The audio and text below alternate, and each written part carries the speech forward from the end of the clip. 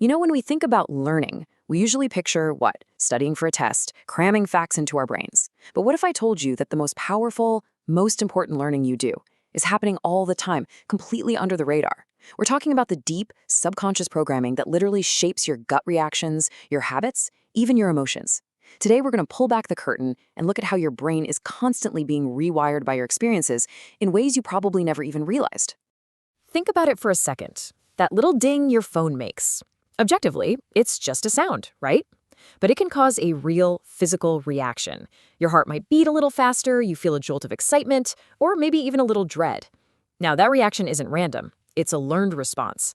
It's like a tiny piece of code that got installed in your brain without you ever clicking I agree.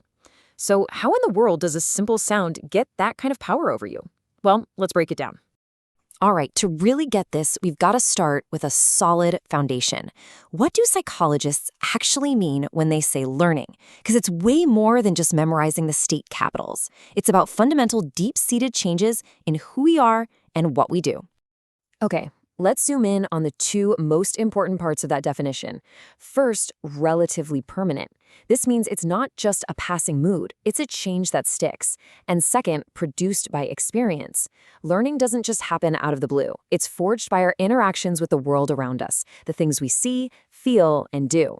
This right here makes it crystal clear. So let's say you pull an all-nighter. The next day, you're clumsy, you can't focus, your behavior has definitely changed, right? But that's not learning. That's just a temporary state. Fatigue. It'll go away after a good night's sleep. Real learning is more like building a new road in your brain. It's a lasting change, not just a temporary detour.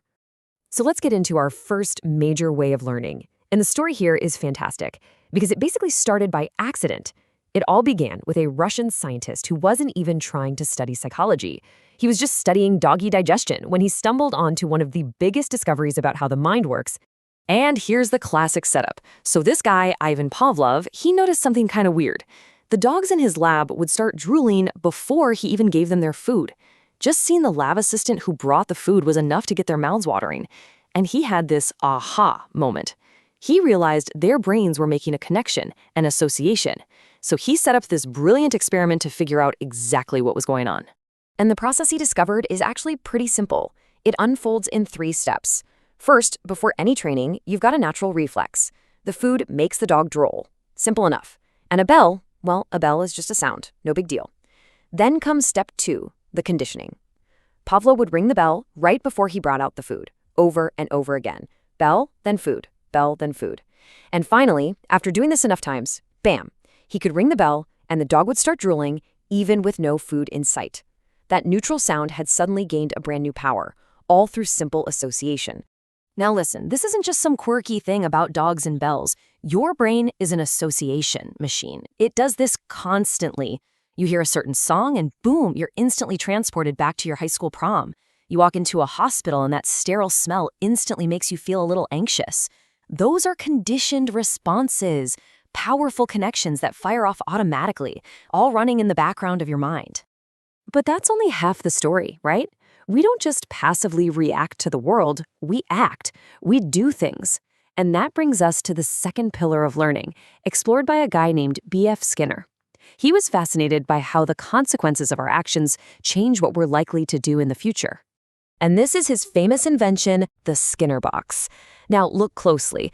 Unlike Pavlov's dog, who was just waiting for things to happen, this rat is an active participant. It's moving around, sniffing things, and eventually it's probably going to accidentally press that little lever. And when it does, a food pellet pops out.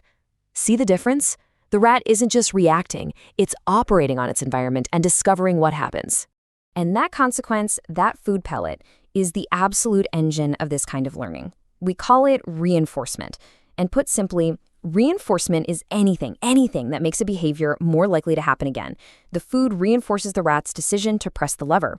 So the key here is that the action comes first, and it's the consequence that follows that really locks in the learning. Okay, now, stick with me because this is the part that trips a lot of people up. There are 2 kinds of reinforcement. Positive reinforcement is easy. You add something good. You give a dog a treat for sitting. Simple. But negative reinforcement is about removing something bad. Think about it. You put on a coat not to get warmth, but to get rid of the feeling of being cold. You take an aspirin to get rid of a headache. In both cases, the behavior worked, so you're more likely to do it again next time. I've got to say this one more time because it is so important. Negative reinforcement is not, I repeat, not punishment. Punishment is meant to stop or decrease a behavior, but reinforcement, whether it's positive or negative, is always about increasing a behavior.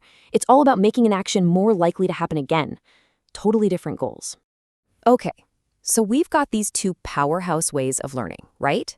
We've got classical conditioning, which is all about making associations, and we've got operant conditioning, which is all about consequences.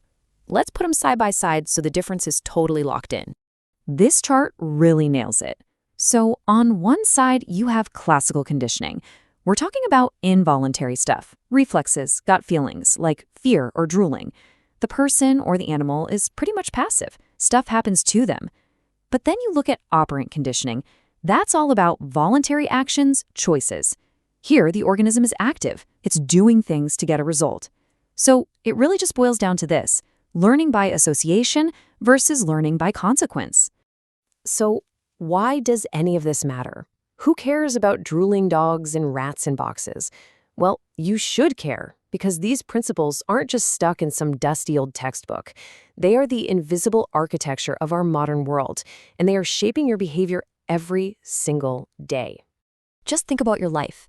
Every single time you get a like on a social media post, that's positive reinforcement. It's a digital food pellet that gives your brain a tiny hit of dopamine and trains you to post again. Every time you level up in a video game or get a new item, that's a carefully designed reinforcer meant to keep you hooked. Loyalty programs at the grocery store, sales commissions at work, it's all built on the exact same principle from that Skinner box. Reinforce the behavior, and that behavior will be repeated. We are living inside millions of these feedback loops. So there you have it. You've now seen the basic code that wires our brains, how simple associations can create powerful emotional triggers, and how simple consequences can build the habits that define our lives. And look, this knowledge isn't just interesting trivia. It's a tool. It's like being able to see the matrix. It gives you the power to recognize the invisible forces that are trying to shape your choices. You can start to understand your own programming. And maybe, if you want to, you can even start to rewrite it. So the real question is, now that you know the rules of the game, how are you going to play?